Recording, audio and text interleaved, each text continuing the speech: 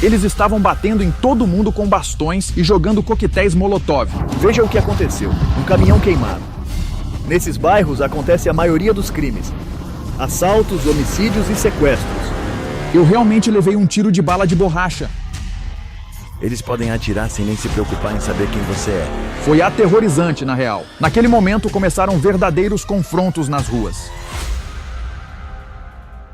Oi, pessoal! Aqui é o Adilson com um novo formato de conversa para a noite. Vou me sentar com vocês e tomar um café. Mais tarde, vou adicionar uns biscoitos assim que eu emagrecer. Então, eu vou contar histórias interessantes que aconteceram comigo. Hoje vou falar sobre as filmagens mais perigosas da minha carreira. Foi na Venezuela durante uma grande crise. Acho que isso pode ser considerado o início do meu blog, porque até então eu não tinha um formato de viagem. Eu só fazia entrevistas e outros projetos. Mas quando chegamos na Venezuela, houve uma reviravolta. Nosso vídeo de repente entrou nos trends. Foi daí que começou o novo formato. Mostrar como as pessoas vivem. E eu ainda faço isso. Por isso, hoje vou falar sobre filmagens que foram talvez as mais perigosas.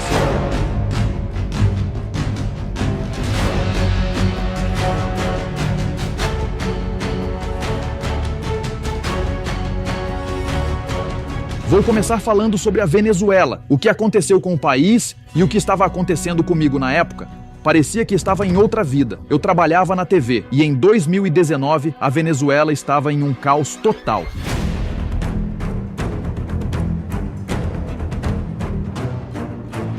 O país, veja bem, é muito rico em petróleo. Realmente muito rico. Tem mais petróleo lá do que na Arábia Saudita.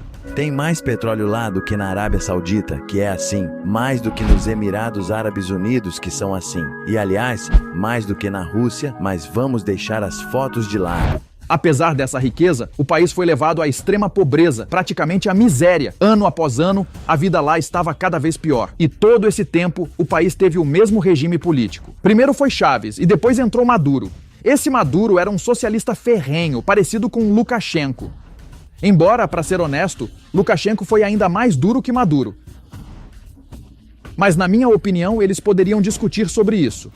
Mas o fato é que foi Maduro quem levou um dos países mais ricos em petróleo a tal miséria que houve uma escassez de alimentos. Essa escassez durou anos. A cidade de Maracaibo, uma multidão saqueia as lojas pegando tudo o que podem. Aqui, mulheres dividem salsichas descongeladas. Com refrigeradores quebrados, pessoas compram até carne estragada. Em todos os níveis havia um caos total. A economia desmoronava. Os dissidentes eram presos. Alguns até desapareciam sem deixar vestígios. E então, a insatisfação atingiu um ponto crítico e surgiu um líder chamado Juan Guaidó. Pode-se dizer que ele foi uma espécie de opositor de Maduro. Juan Guaidó, líder da oposição, se autoproclamou presidente, sendo o presidente da Assembleia Nacional da Venezuela. Mas quando chegamos na Venezuela, houve uma reviravolta. Nosso vídeo de repente entrou nos trends. Foi daí que começou o novo formato. Mostrar como as pessoas vivem. E eu ainda faço isso. Por isso, hoje vou falar sobre filmagens que foram talvez as mais perigosas. Não quero dizer que todos os motoristas de ônibus são pessoas ruins. Não, de jeito nenhum. Não é isso. Mas ele era alguém que mantinha sua reputação apenas porque o país estava sentado em enormes reservas de petróleo. Quando os preços do petróleo despencaram, começou o caos total. O gás lacrimogênio é extremamente irritante. A pele queima. As pessoas estavam incendiando e jogando isso. O resultado foi um caminhão queimado. Guaidó começou a reunir opositores que também queriam derrubar Maduro. E aí começaram verdadeiros combates nas ruas.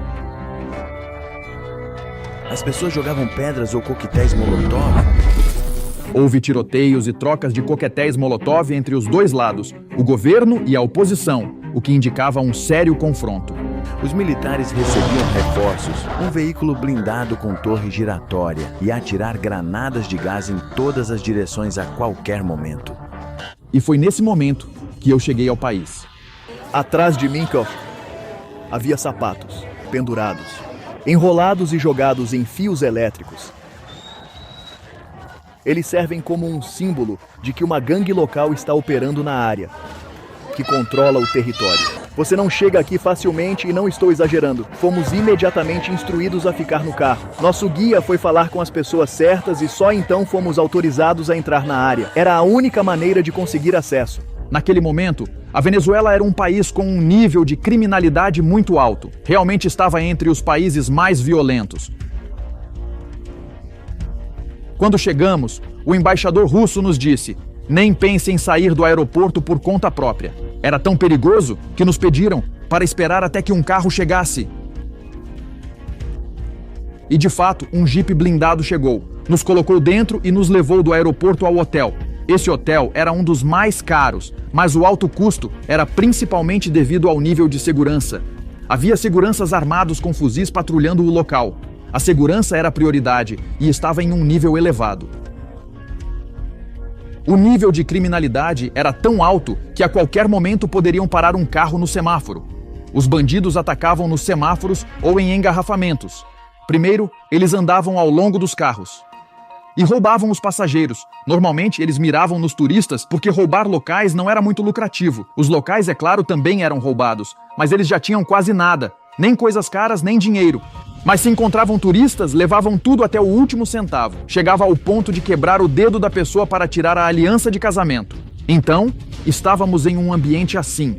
Nos disseram imediatamente: não saiam do hotel, apenas fiquem dentro e se movam apenas de carro entre os pontos. Nada de passeios independentes. Eu estava com o operador Azat, que já havia estado em zonas de conflito. Uma noite decidimos, e se tentássemos sair? Queríamos comprar água ou algo assim, para não pagar $100 por uma garrafa no hotel. Sabe o que quero dizer? Decidimos ir ao mercado, por conta própria. Começamos a sair devagar e explorar Caracas, para entender quais ruas eram seguras e quais devíamos evitar. Você vai andando e pensa: aqui, por exemplo, quase não há ninguém. Então, você percebe que talvez seja perigoso e decide mudar o caminho. Pensamos, a probabilidade de sermos roubados aqui é alta. Melhor mudar para a próxima rua. Assim fomos para ruas mais movimentadas. Dessa forma, começamos a encontrar rotas mais ou menos seguras. Gradualmente superamos o medo e começamos a sair mais vezes. E para ser sincero, não me arrependi nem um pouco de termos arriscado. Graças a isso, conseguimos ver os lugares que queríamos. No final, passei cerca de 1 mês lá. Sempre que via algo incomum ou interessante, começava a filmar com o celular. Naquela época, nem pensava que isso poderia se transformar em um filme ou projeto documental. Eu apenas filmava momentos curiosos. Eu tinha um amigo, o Karim. Um abraço e obrigado. Ele estava muito interessado no que estava acontecendo na Venezuela. Eu até fiz vídeos especiais para ele, mostrando: olha, tem uma fila aqui, ou algo assim. Para onde estava indo aquela enorme fila de carros? Era para a fronteira, para obter placas, para abastecimento ou para conserto? Eu gravei alguns vídeos assim e depois me empolguei e comecei a filmar tudo. Então pensei, por que não tentar algo maior?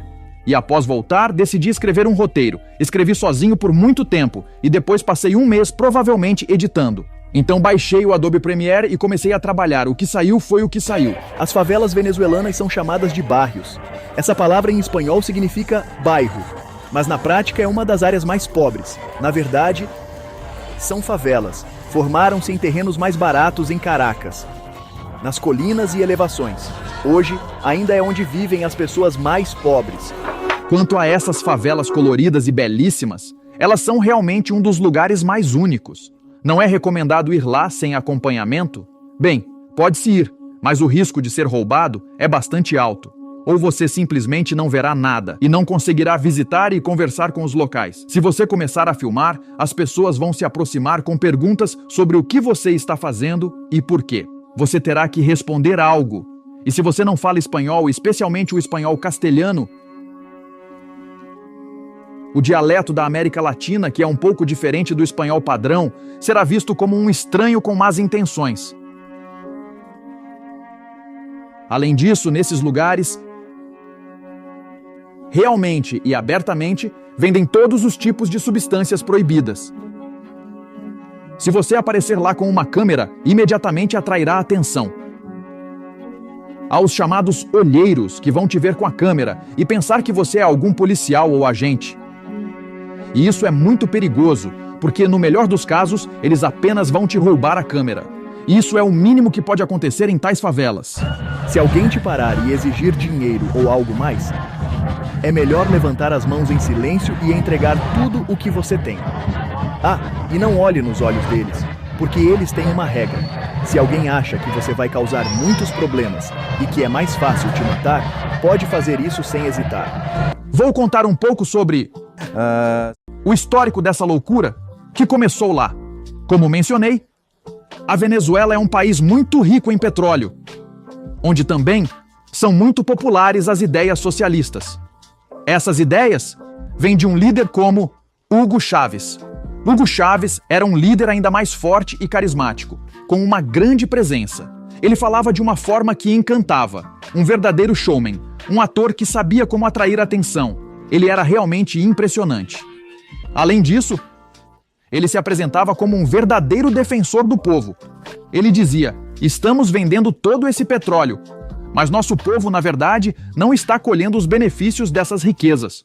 Em algum momento, ele reestruturou o sistema para que o dinheiro da venda do petróleo fosse destinado a programas sociais.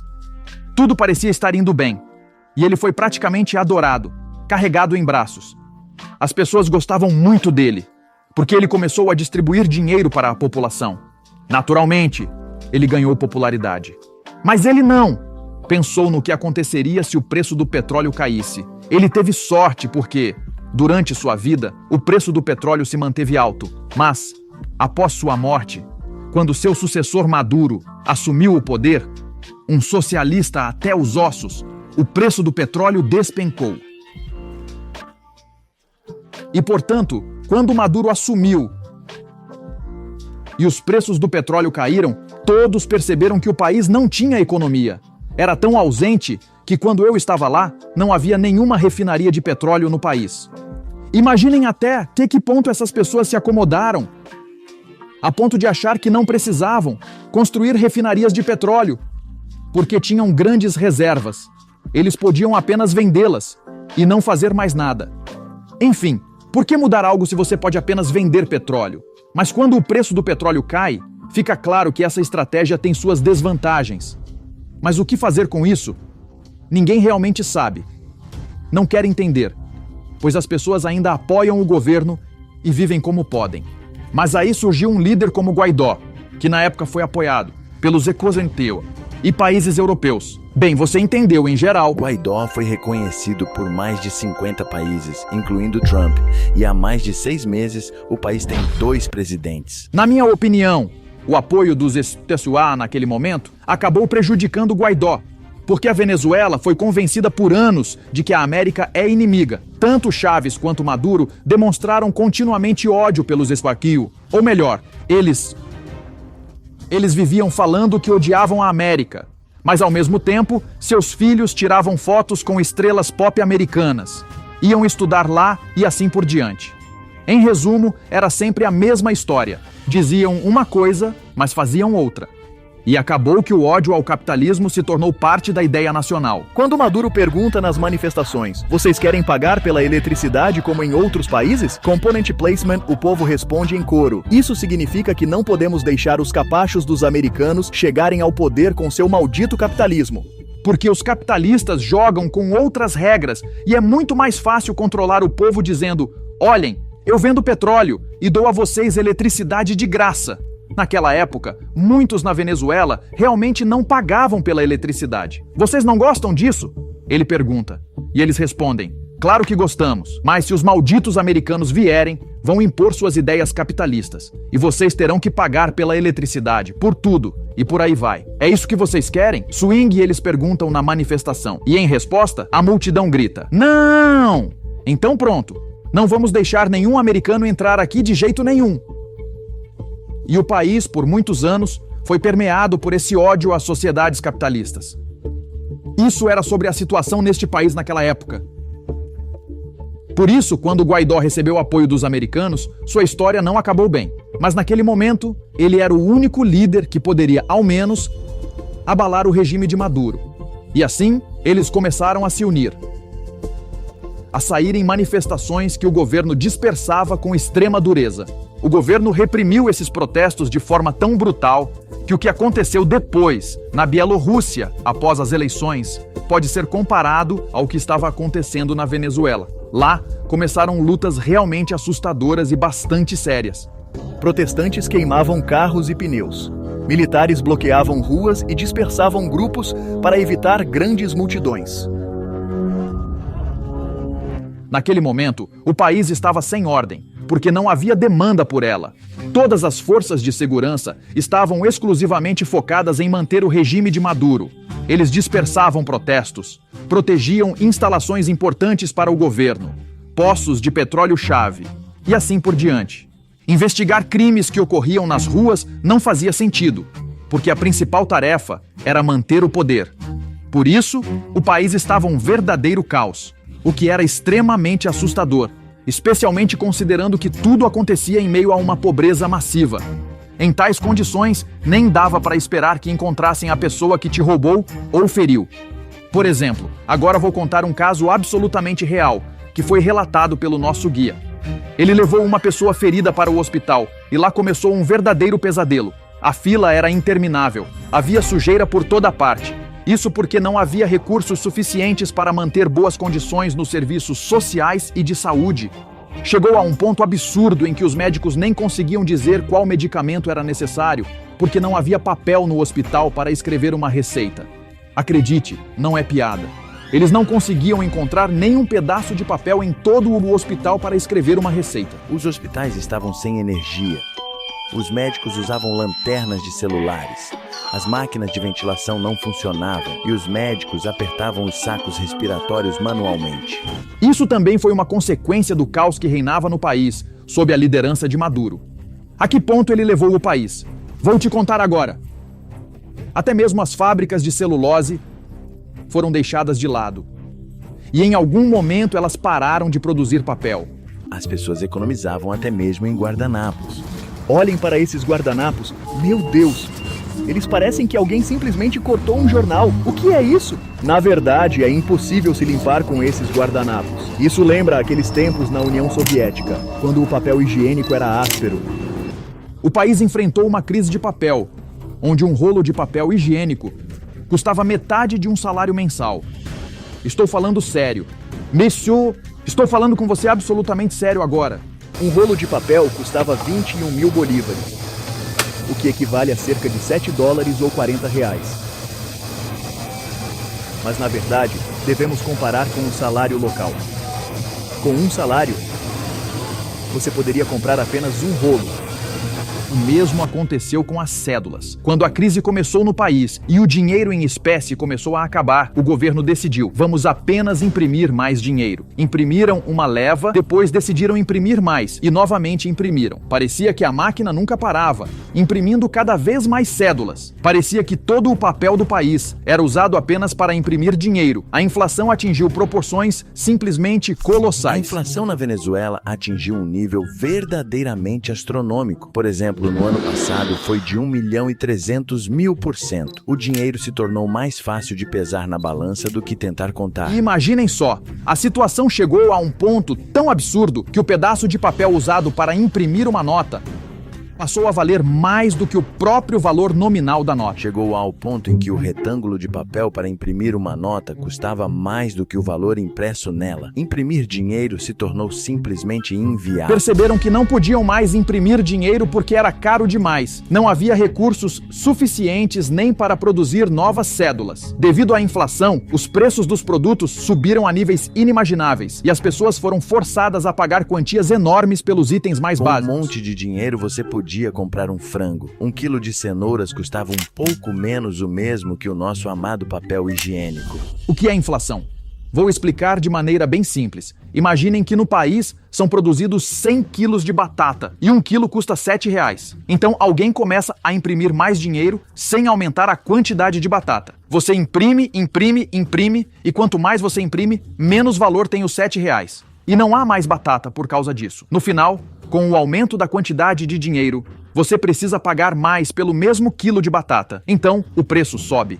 Isso é o que chamamos de inflação. O mesmo aconteceu com todos os produtos. Os preços subiram a níveis inacreditáveis, levando a um terrível déficit de mercadorias no país. Eu entrava nas lojas e, para ser honesto, não havia nada nelas. Por exemplo, uma loja real com prateleiras vazias, estantes velhas, descascadas e uma geladeira enferrujada com apenas garrafas vazias. Elas ainda são coletadas e entregues para ganhar. E se por acaso havia algo nas prateleiras, custava um absurdo. Por exemplo, um cacho de bananas podia custar 1/4 de um salário mensal, quantias completamente inacreditáveis. A única coisa que você poderia encontrar nesta loja eram bananas verdes a um preço exorbitante de mais de $2 por quilo, o que equivale a 1/5 do salário. Isso é mais ou menos o mesmo que se no Rio de Janeiro 1 quilo de bananas custasse R$1.000. Foi assim que a coisa parecia. A eletricidade sumiu em 22 dos 23 estados da Venezuela. Do espaço, o país parecia assim. Compare com os Estados Unidos, ou pelo menos com os vizinhos Brasil ou Colômbia. Na Venezuela, a telefonia móvel desapareceu completamente. Imaginem, em 22 dos 23 estados, a eletricidade foi cortada. Isso me chocou na época, porque estamos falando de um país inteiro, não de um acampamento improvisado para beber com amigos. Você não veio para um banho, veio para um país. Devem haver usinas elétricas, geradores de reserva, algo para emergências. Mas nada funcionava. Até a telefonia móvel foi cortada por alguns dias. Realmente, simplesmente sumiu o sinal. E muitos processos relacionados à eletricidade simplesmente pararam. Eu me lembro do hotel onde estávamos hospedados, que era, lembre-se, um dos mais caros de Caracas, escolhido pela segurança. E lá também tudo parou de funcionar. No terceiro ou quarto dia, eles ficaram sem comida. Realmente por causa da falta de eletricidade em todo o país. Surge a questão: o que tem a ver eletricidade com comida? É assim, os alimentos precisam ser armazenados em geladeiras que funcionam com eletricidade. Eles precisam ser transportados em caminhões, que também precisam de combustível nos postos, que por sua vez usam eletricidade. E assim por diante, ao longo de toda a cadeia. Ou seja, o corte de eletricidade é uma paralisação total, é uma loucura. Nenhum cartão bancário funcionava, nenhum caixa eletrônico, nada. Isso me impressionou muito. Essas são basicamente as razões pelas quais a parte progressista da sociedade se revoltou e a parte não progressista da sociedade permaneceu indiferente. E mais tarde eu explico o principal por quê. meio de transporte nos bairros venezuelanos são as motos. As ruas são estreitas e as casas foram construídas muito próximas umas das outras. As casas foram construídas muito próximas. O que são esses bairros? Foi muito interessante saber quando estivemos lá, porque é essencialmente um mundo próprio. As pessoas lá não pediam permissão para construir. Elas simplesmente construíam uma casa, depois um filho nascia e ele construía mais um andar sobre a casa. Quando ele tinha um filho, ele construía um terceiro andar. Assim, toda a Venezuela ficou coberta por esses bairros. Quase a mesma situação é vista em todos os países latino-americanos que visitei. Esses bairros existem na Colômbia, no Brasil, que é cheio de bairros coloridos. Eles existem no Uruguai e na Argentina. E estes são apenas os que eu vi pessoalmente. Provavelmente, há ainda mais desses lugares do que se pode imaginar. Essa é, basicamente, uma das características dos países de clima quente. Entendem, por exemplo, na Sibéria, é difícil para uma pessoa simplesmente construir uma casa onde possa viver o ano todo. Mas lá é diferente. Você simplesmente constrói uma casa para se proteger do sol, da chuva e pelo menos um pouco dos ladrões. E pronto, seus problemas acabam. Viver se torna muito mais fácil. Há uma teoria que talvez vocês já tenham ouvido, que os países do sul sempre viverão pior do que os do norte. Isso se deve ao fato de que, para sobreviver confortavelmente no norte, você precisa se esforçar muito mais. Exemplos disso são os países escandinavos, Noruega, Islândia e outros. Países com um nível de desenvolvimento muito alto alcançaram isso porque, para sobreviver, e não apenas para enriquecer, era necessário fazer um esforço tremendo. Em condições onde o clima é rigoroso e os recursos são limitados, para simplesmente sobreviver, era preciso trabalhar duro. No sul, por exemplo, a situação é diferente. Você não precisa se esforçar tanto. Se você se protege do sol escaldante, a tarefa principal está cumprida. A alimentação também é mais fácil de encontrar. E o principal problema é não congelar. Portanto, em países pobres do sul, vemos muitas construções improvisadas. Na África, por exemplo, há muitas. E isso também está relacionado às condições de sobrevivência. Tradicionalmente, a maioria dos crimes, como roubos, assassinatos e sequestros, ocorre nessas áreas específicas e é um problema grave. Os bairros são realmente os lugares mais perigosos. Por quê? Porque é muito mais difícil encontrar e prender criminosos lá. Nessas favelas que ficam nas montanhas, é extremamente fácil se esconder. Para encontrar alguém, você precisa enfrentar grandes dificuldades. Por isso, nesses lugares, são vendidos ativamente substâncias proibidas, armas e muito mais do que se pode imaginar. A polícia, mesmo aquela presente nessas áreas e que supostamente combate o crime, acaba sendo quase impotente. Todos os esforços que foram feitos para combater hipoteticamente o crime nas favelas não traziam resultados significativos. Lembrei-me de outro caso interessante. No Brasil também fomos para algumas favelas muito interessantes e chegamos, ou seja, eu fui lá não para filmar a favela, eu tinha uma personagem lá cujo filho estava muito doente, lá eles tinham um vírus assim, veja, ele tinha uma doença muito terrível, veja, e nós os encontramos em algum lugar no centro da cidade. Ela nos convidou para sua casa para mostrar como eles vivem e falar sobre sua vida. Fomos até lá e comecei a perceber que estávamos indo para um lugar muito perigoso e desafiador. Ela nos alertou: Antônio, lá não tem polícia, são pessoas locais.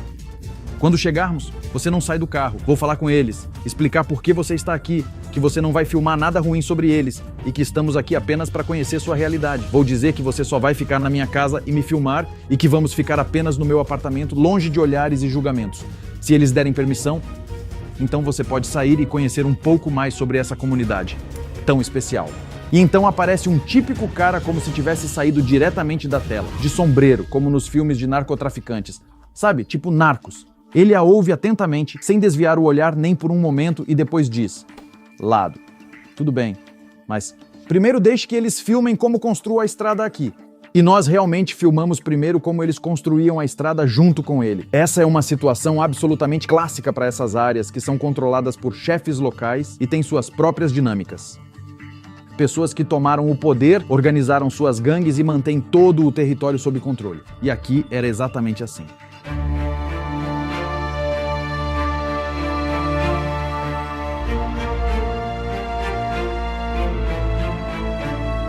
A situação, digamos, começou a esquentar quando o Guaidó começou a levar cada vez mais pessoas às ruas para derrubar Maduro. Ele começou a receber apoio ativo, a receber ajuda humanitária, a enviar diversos conselheiros e outros especialistas e assim por diante. No geral, ele tinha boas intenções e um desejo sincero de ajudar. Ele queria, pelo menos, tirar o país do caos e da loucura em que estava mergulhado. Maduro, como se diz, já estava no jogo há muito tempo e reprimia a resistência em todos os níveis com habilidade e astúcia.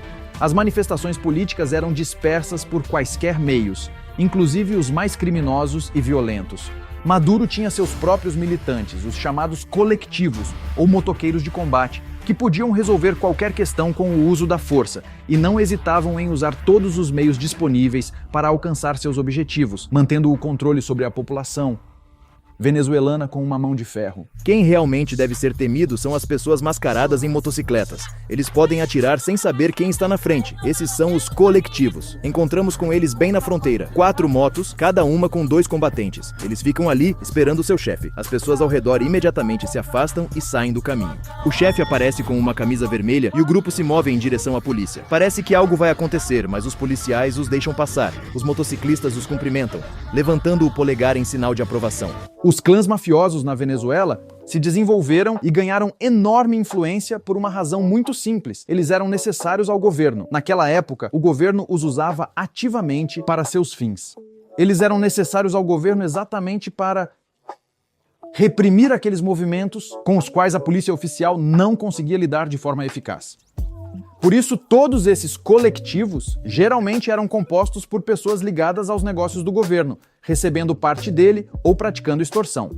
Esses grupos eram uma espécie de força policial não oficial que formalmente não trabalhavam para o Estado, mas cumpriam tarefas para resolver questões, bem quando era preciso se livrar de alguém. As restrições não se aplicam apenas à quantidade de produtos que podem ser comprados, mas também aos dias em que é permitido comprar.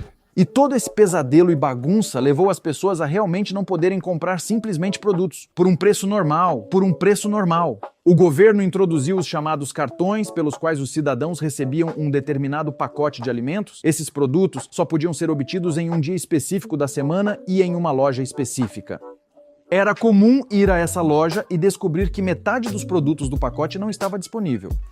Por que isso acontecia? Porque mesmo com a introdução dos cartões, o problema não foi resolvido de forma sistemática e abrangente. A corrupção engoliu essa iniciativa também. Havia casos reais em que praticamente ao lado dos pontos de distribuição de alimentos do governo, havia revendedores que revendiam esses produtos essenciais por 3 a 4 vezes o preço original, literalmente do outro lado da rua. E ninguém parecia se importar com essa situação, ninguém fazia nada a respeito. Como isso acontecia? Muito simples. Alguém tinha conexões ou conhecidos que, por uma certa propina ou suborno, carregavam os produtos desses pontos de distribuição pela porta dos fundos. Então, esses produtos eram revendidos a preços inflacionados e exorbitantes. E claro, sempre havia pessoas dispostas a comprá-los, mesmo cientes do esquema corrupto.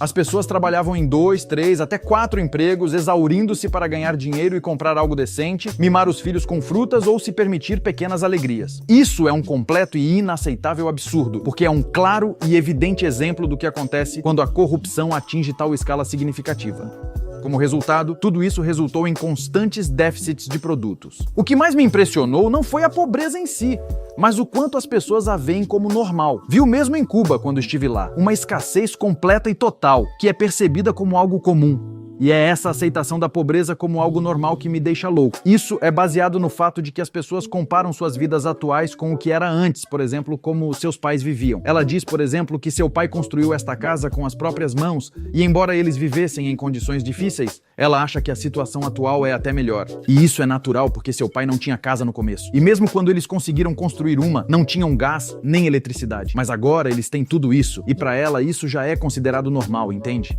E esse padrão baixo com o qual as pessoas concordam e aceitam como garantido, torna-se a norma.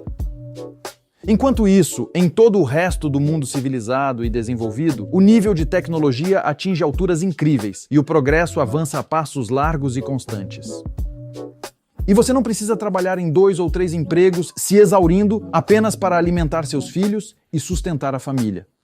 Parece-me que isso é um indicador claro e significativo da atual situação do país. Esses produtos são vendidos a preços controlados, certo? O governo controla preços, produtos somem e especuladores compram para revender caro. O Estado distribui produtos a preços baixos, por isso não há em lugar nenhum, certo? Porque os especuladores os compram e revendem, e a todos não importa. Como as pessoas vão sobreviver? Não faz diferença. Temos um programa que está apenas no papel, certo? Isso levou a uma situação em que, na Venezuela, obter qualquer serviço público se tornou praticamente impossível, ou você tinha que esperar indefinidamente, ficando até 8 meses na fila, correndo de um lugar para outro, para lá e para cá. Simplesmente inacreditável. Quando vejo tudo isso, percebo que há um país onde uma situação semelhante está acontecendo. Para obter um serviço público, como fazer um passaporte, você não pode simplesmente ir e fazer. É preciso encontrar maneiras alternativas e fazer acordos informais. Na Venezuela, eles até me enviaram uma lista de preços com os valores dos serviços. Quanto custa colocar uma criança em uma creche, quanto custa receber algum benefício social ou entrar em uma instituição médica pública, um hospital, para receber assistência gratuita. Acontece que para obter um serviço gratuito, você primeiro precisa pagar um suborno para continuar. Isso não te lembra nada? 1 quilo de açúcar custa $1,20, cerca de R$5. Em nossa loja, 1 quilo de açúcar custa cerca de R$2,50. Para comprar macarrão, você deve trazer sua própria sacola. E o preço é o mesmo, R$5 por quilo. No final, as pessoas ainda ficam na fila por esses produtos para conseguir algo de graça. Vi uma situação muito semelhante em Cuba, onde o cenário é parecido. O país está sob uma enorme quantidade de sanções, muitas das quais injustificadas, impostas pelos Estados Unidos. Aqui eles exageraram. É simplesmente inacreditável. Lembro-me muito bem de caminhar pela rua e ver uma loja recebendo salsichas. Imediatamente se formou uma fila enorme. A fila tinha cerca de 30 a 40 metros de comprimento e as pessoas esperavam pacientemente por horas. Eles se reuniram ali porque pelo menos havia árvores para se abrigar. As pessoas ficam horas debaixo dessas árvores para descansar um pouco e se proteger do calor. Em Cuba faz muito calor, mas as pessoas ainda ficam na fila e não reclamam, demonstrando uma incrível resiliência. Lembro-me claramente de quando estive lá, perguntei ao meu guia: você realmente acha normal ter que ficar 2 horas sob o sol escaldante para comprar salsichas? Fiquei surpreso e admirado com quanto as pessoas esperam pacientemente por horas, como se fosse uma parte natural do seu cotidiano. Mas ele estava tão acostumado a essa situação que nem entendeu minha pergunta e perguntou: e como mais seria? Como seria diferente? Eu sempre faço isso. Vou para o trabalho e penso: Bem, há uma loja próxima onde talvez chegue óleo. Se não houver óleo nessa loja, preciso ir para a próxima, 2 casas adiante e verificar lá. Depois vou para a terceira loja, entro na fila para o kefir e peço. E na quarta loja tenho conhecidos. Eu posso dizer que estou apenas pegando o meu lugar na fila para alguém que virá em breve. E assim ele faz todos os dias, coletando todos esses produtos. Sim, você pode encontrá-los, mas apenas dessa forma. Eu pergunto a ele, e você realmente acha que isso é algo normal? E ele responde, Antônio, você tá brincando? Claro que tem que entrar na fila se chegaram salsichas. Fomos para essa fila porque ele realmente precisava dessas salsichas. E ele as comprou com prazer. E eu entendo que ele realmente não entende minha pergunta, porque ele simplesmente não sabe como poderia ser diferente. Sim, ele já foi para a Itália ou para outro país. Viu um estilo de vida diferente, mas foi só uma vez e há muito tempo. Ele viu que, hipoteticamente, tudo poderia ser diferente, e ele não é bobo entendendo isso. As outras pessoas também provavelmente entendem. Mas é como se eles não admitissem que também merecem não ter que ficar 2 horas na fila apenas para comprar algumas salsichas. Eu tentei entender por que eles acham que é algo normal ficar na fila por salsichas ou ir de loja em loja procurando por produtos específicos. O mesmo vale para qualquer peça de carro. Você também tem que procurar por toda a cidade para encontrar o que precisa.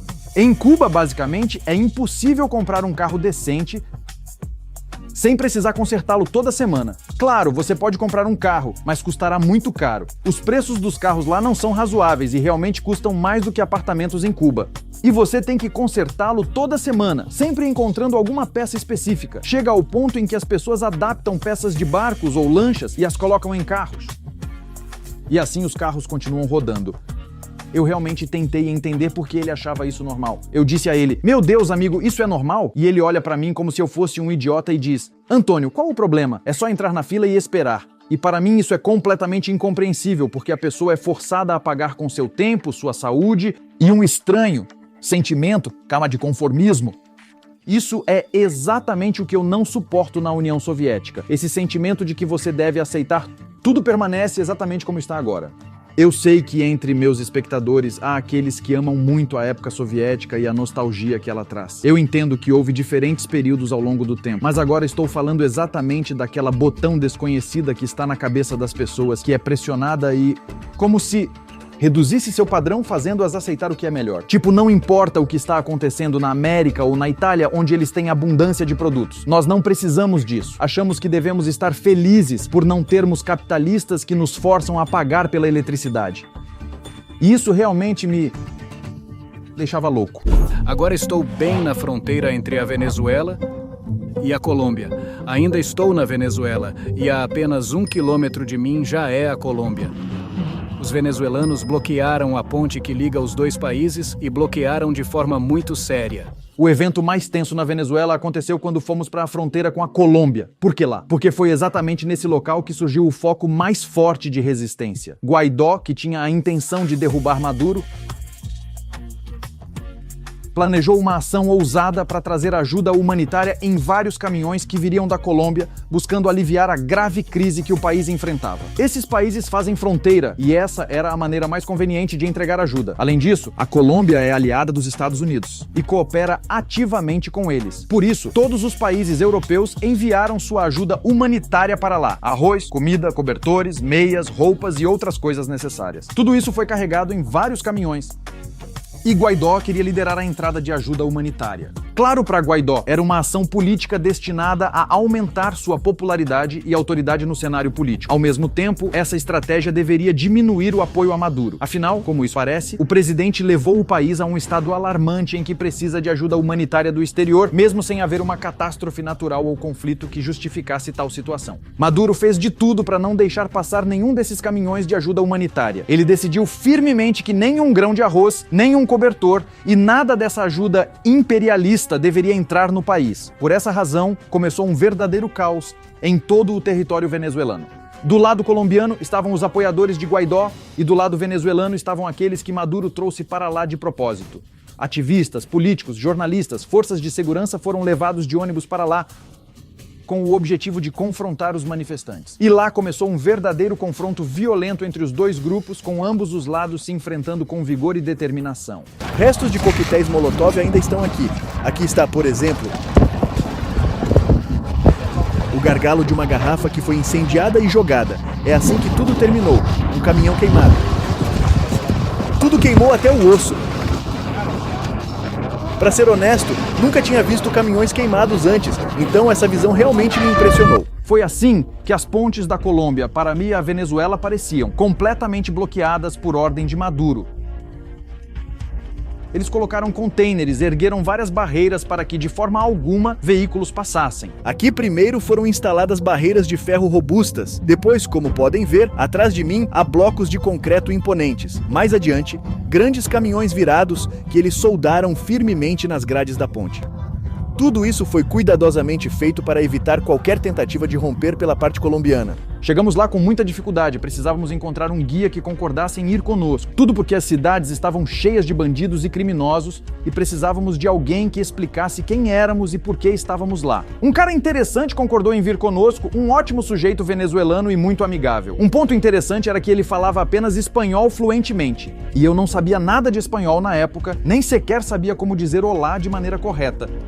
Meu operador estava na mesma situação. Nosso guia não falava inglês nem russo. Passamos uma semana tentando nos comunicar com alguém com quem não compartilhávamos um idioma. Foi muito engraçado e difícil, mas de alguma forma conseguimos nos entender. E aí, quando ele estava conosco por uma semana, se ele encontrasse alguém que falasse espanhol, fosse um faxineiro, um carregador ou alguém em um café, como um cozinheiro, ele começava a conversar com eles sem parar. Até o apelidamos de rádio por causa de sua tagarelice incessante e ininterrupta. Mas eu o entendia, ele tinha uma verdadeira alma latino-americana e precisava falar. Todos são muito expressivos e emocionais e ele não era exceção. Eu realmente amo a vibe latino-americana, é algo realmente especial, cheio de vida. Estávamos em um táxi comum quando militares bloquearam a estrada.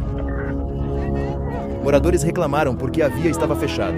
A confusão já tinha começado muito antes de chegarmos à fronteira, pois muitos opositores estavam se dirigindo para lá com o objetivo de apoiar Guaidó em sua luta pela liberdade e pela democracia no país. E os soldados que foram instruídos, a tarefa deles era não deixar essas pessoas passarem.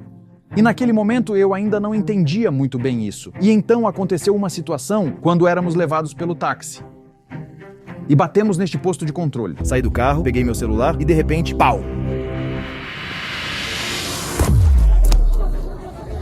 O militar não gostou que eu filmava e tentou pegar meu telefone. Eles começaram a jogar bombas de fumaça e eu gravei tudo. Eles mostraram força contra os opositores e eu registrei tudo, sem medo. Nesse momento, um dos militares me deu um golpe no braço. Eu rapidamente coloquei o celular no bolso, mas ele tentou pegá-lo. Começou a confusão. Tentei voltar para o carro enquanto eles continuavam tentando pegar meu telefone e tudo ao redor virou um caos. O operador Azat agarrou a bolsa e correu para a rua. As bombas de gás lacrimogênio significavam que em 15 segundos seus olhos arderiam e você não conseguiria respirar. Se a polícia avançar, encontre abrigo, até num barranco, para não ser pisoteado pela multidão, pois depois não verá nada. No caos, o pior aconteceu. Nosso taxista virou e foi embora. Deixou para trás uma bolsa com tudo, passaporte, computador com todo o material gravado, dinheiro, cartões. Mas ele voltou e me deu tudo. Eu estava tão aliviado. Afinal, os latino-americanos são pessoas boas, gentis e prestativas. A situação na fronteira do lado da Venezuela permanece muito tensa em todas as áreas, cidades e vilas. A tensão não diminui nem por um minuto. Com o calor intenso, a pele começa a ficar vermelha, especialmente a minha, que é clara e sensível. Você sua muito e quando eles lançam gás lacrimogênio, você sente como se alguém tivesse esfregado pimenta nos seus olhos e nariz com toda a força e brutalidade. É uma sensação incrivelmente dolorosa, como se você estivesse sendo queimado por dentro de uma maneira insuportável. A pele começa a queimar, especialmente no pescoço, que ficou todo vermelho ao sol. É simplesmente insuportável. Depois ainda me lembrei das minhas experiências com gás lacrimogênio. Tentei na França, China, Rússia, mas em nenhum lugar foi tão intenso. Lá foi especialmente cruel e impiedoso, como se fosse feito para causar a máxima dor. O mais desagradável são as estilingadas. Eles atiram bolinhas de vidro. Por exemplo, notei um buraco na viseira do capacete de um dos militares. Essas bolinhas são realmente perigosas. Às vezes você pode até ouvir elas passando, assobiando pelo ar. Essas bolinhas podem parecer de vidro, mas voam com grande velocidade. Se uma dessas bolinhas te acertar, por exemplo, no olho, as consequências podem ser muito graves. A pessoa pode até perder a visão. Isso foi realmente a coisa mais perigosa. Embora, se você pensar sobre isso, não é tão assustador quanto as balas de borracha. Aliás, uma vez uma bala de borracha me acertou bem aqui. Sim, exatamente. Foi na França. Lá eles tinham coletes amarelos, lembre-se, eu lembro que estava andando, filmando. No começo, eu nem percebi que era uma bala de borracha. Eu estava andando, gravando algo no telefone, e de repente ouvi como se uma multidão estivesse se aproximando por trás, alguém tentando me empurrar. Em algum momento, tive a sensação de que alguém me bateu com um tijolo por cima. Foi como se me dissessem BUM! Acontece que era uma bala de borracha conhecida como a chamada intimidadora. Foi muito desagradável. Era como se algo pesado, como metade de um tijolo, tivesse me atingido. Eu estava de capacete, mas a bala acertou onde o capacete não cobria a cabeça. Bater metade de um tijolo na borda de um capacete é mais ou menos a sensação que descrevo, como se algo pesado me atingisse. A confusão na fronteira com a Colômbia começou quando Guaidó declarou a urgência de ajuda humanitária oferecida pelo ZEUA. Ele organizou a entrega de caminhões pela fronteira. Juan Guaidó tentou atravessar a fronteira em um caminhão rumo à Venezuela. Mas do outro lado, as pessoas começaram a incendiar esses caminhões de forma intensa e organizada. Eles começaram a queimar e foram totalmente destruídos. Foi uma verdadeira catástrofe. Então veio talvez o momento mais assustador e tenso, quando duas multidões, não apenas de policiais, mas duas grandes multidões de civis e manifestantes, se atacaram uma à outra de maneira violenta e caótica. 3 pessoas morreram e 300 ficaram feridas. Desde então, os confrontos nas pontes são frequentes. Em um momento, junto a Maduro, ao lado da Venezuela, trouxeram várias pessoas para apoiar a causa, que são ativistas, mas tipo a favor de Maduro. Ou seja, são pessoas, muitas vezes adultas, mas não apenas adultas, incluindo seus filhos, que realmente estão prontas para defender Maduro com suas próprias vidas. Existem pessoas assim, e elas realmente existiram. Não devemos negá-las. Essas são as mesmas pessoas que se deitarão no chão, apenas para que não haja mudanças. A poucos quilômetros dos militares, no dia do rompimento dos caminhões, havia um grupo de homens, comunistas e socialistas. Todos apoiam Maduro. Essas pessoas realmente existem aqui. Geralmente são representantes das camadas mais pobres da população, felizes em receber qualquer ajuda. Por quê? Você entende qual é o problema? É uma questão muito importante, pois o fato de que eles não são muito ricos não é por acaso. Por quê? Os governos desses países acham muito conveniente controlar suas receitas. E quando as pessoas trabalham em 2 ou 3 empregos e conseguem apenas o suficiente para alimentar a si mesmas e seus filhos, entende? Elas não têm espaço para gastar um pouco de dinheiro para, obter uma educação adicional, viajar e ver como vivem as pessoas em outro país. Não apenas para descansar, mas também para ver e compreender que a vida pode ser bastante diferente do que se imagina, com novos horizontes e possibilidades. Isso é uma espécie de, isolamento monetário, quando as pessoas não têm a oportunidade de dar um passo à frente que lhes permitiria evoluir. Ou seja, para mudar algo, a pessoa que cresceu nessa paradigma deve, na verdade, aprender a viver novamente. E o que significa aprender a viver novamente? Isso significa parar de depender dessas pessoas, pelo menos em sua mente, quando você simplesmente para porque a pessoa está lá e você se pergunta o que ela realmente pensa. Na verdade, por que ela se entrega tanto a esse sistema específico? Ele perdeu a fé em si mesmo, pensando que poderia conquistar mais sozinho do que receber esmolas. Porque as pessoas são todas diferentes. Em qualquer sociedade, há aqueles que são determinados e aqueles que são menos assertivos. Pessoas determinadas podem encontrar um caminho em qualquer circunstância. Mesmo na Coreia do Norte, há empresários que conseguem contornar o sistema e negociar com funcionários. São pessoas inteligentes, perspicazes e de forte caráter que sabem como alcançar seus objetivos de forma determinada e eficaz. Mas a maioria das pessoas não são assim. A maioria são pessoas comuns que querem viver tranquilamente e com dignidade, criar seus filhos, ter a oportunidade de ler um jornal à noite, em vez de se desdobrar entre 3 empregos e tentar mover montanhas. Eles apenas desejam uma vida normal, tranquila e estável, onde possam desfrutar de momentos de felicidade e segurança. E isso não significa que eles não merecem uma vida normal, como aqueles que conseguem se destacar. Acho que a diferença entre os sistemas governamentais é exatamente como vive a segunda parte da sociedade. Aqueles que não tentam se destacar a qualquer custo. Se a maioria das pessoas vive nessas condições, isso significa que o Estado está usando-os em seu próprio interesse. Ele não quer que as pessoas fiquem mais inteligentes ou mais ricas. Porque, por exemplo, Maduro precisaria disso. Se as pessoas perceberem que a vida pode ser diferente, elas podem começar a buscar mudanças. E parte delas pode até se juntar à oposição. Portanto, ele continuará a mantê-las à beira da sobrevivência. para que eles não se desenvolvam muito rapidamente. Acho que a essência da estrutura do Estado se manifesta na forma como vivem as pessoas que não são tão assertivas, especialmente os idosos. É por isso que sempre digo que os idosos são o rosto de qualquer país. E aqui está o que eu penso. Se os seus pensionistas e as pessoas que eu chamo de condicionalmente intransponíveis, se eles precisam trabalhar em 2 ou 3 empregos para sustentar suas famílias, bem, você simplesmente se aproveita deles. Você enriquece, engorda na sua poça de petróleo e é isso. O Estado é necessário para isso, para restaurar a justiça, para que as pessoas que não têm o mesmo caráter que aquelas que conseguiram se destacar e sim obtiveram acesso às plataformas de petróleo ou mesmo apenas a essas especulações. Compare que tipo de pessoa você precisa ser para entrar nesse esquema. Tal pessoa precisa ter certas qualidades. Ela realmente precisa ser muito perspicaz em suas observações, astuta, destemida e hábil em manipulações. Há poucas pessoas assim fisicamente em qualquer sociedade. Elas se destacarão absolutamente em qualquer lugar. Mas por quê? Você então vai às eleições. Por que você obtém os votos de pessoas que não sabem fazer isso? Pois eles acreditam. Eles realmente esperam que algo seja um pouco diferente. E quando não há possibilidade de gastar um pedacinho de moeda ganho apenas com uma educação adicional para comparar como e onde como é de forma diferente, para olhar isso de forma um pouco crítica, claro, isso é conveniente. É muito assustador, porque me parece que em uma tal sociedade não há desenvolvimento.